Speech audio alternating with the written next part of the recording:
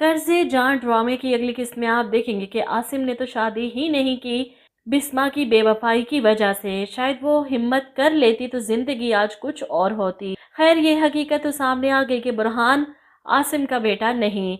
इधर नशवा जो बुरहान सर के लिए महसूस कर रही है वो इसे अंदर ही अंदर डिस्टर्ब कर रहा है। बुरहान और फरियाल की अंडरस्टैंडिंग नशवा को अजीब लग रही है। ऐसे में शादी ख़त्म होने के बाद भी फरियाल का झुकाव बुरहान सर की तरफ है। वो बुरहान के साथ इसके ऑफिस जाने की बात करती है तो अगले ही दिन बुरहान सुबह ही सुबह इसे अपने साथ ले जाने के लिए गाड़ी का हॉर्न देता है। अब फरियाल तो फौरन उठकर भागती है। लगता है बुरहान आ गई मुझे लेने, मैं नाश्ता इन्हीं के साथ कर लूँगी।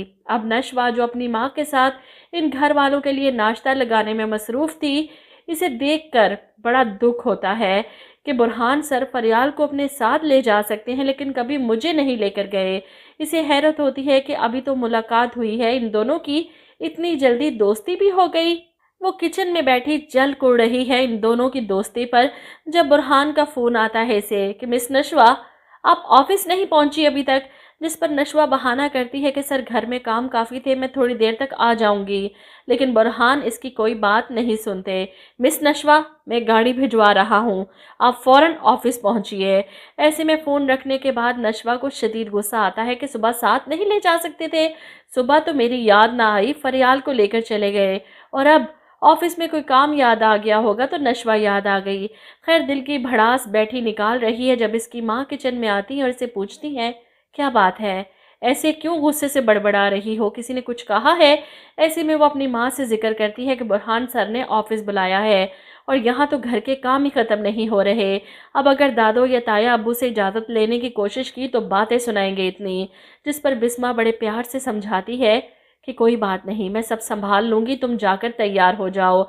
वहीं फरियाल को इस तरह बुरहान के आगे पीछे घूमते देख अम्मार के घर वाले परेशान हो रहे हैं। अम्मार समेत के बजाय अम्मार के साथ बातचीत करने के फरियाल तो बुरहान से इम्प्रेस हो रही है।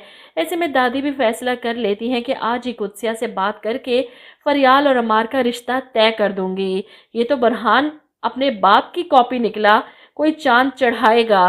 वहीं कुत्सिया बेगम जिन्हें अपनी बेटी फरियाल के लिए बुरहान पसंद आए और इस बात का जिक्र वो आसिम से करती हैं कि मेरी दिली ख्वाहिश है कि मेरी बेटी का लाइफ पार्टनर बुरहान जैसा हो।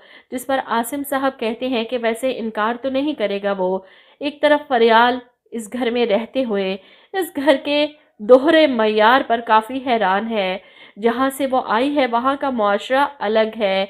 एक घर में रहते हुए इस तरह की नाइंसाफ़ियाँ बर्दाश्त नहीं करता।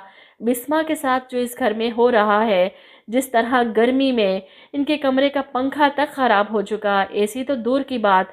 वो अपनी माँ से कहती है कि बिस्मा आंटी ये सब क्यों बर्दाश्त कर रही हैं। जिस पर कुत्सिया सिर्फ इतना कहकर खामोश हो जाती है कि रिश्तों को निभाने के लिए अक्सर कुर्बानियाँ देनी पड़ती हैं।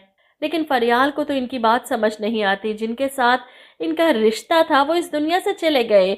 मैं नशवा के वालिद की बात कर रही हूँ। अब बिस्मा आंटी का इस घर में रहने का क्या जवाब बनता है। इनकी उम्र की औरतें तो ज़िंदगी शुरू करती हैं, शादी करती हैं, यहाँ पर तो उल्ट हिसाब है।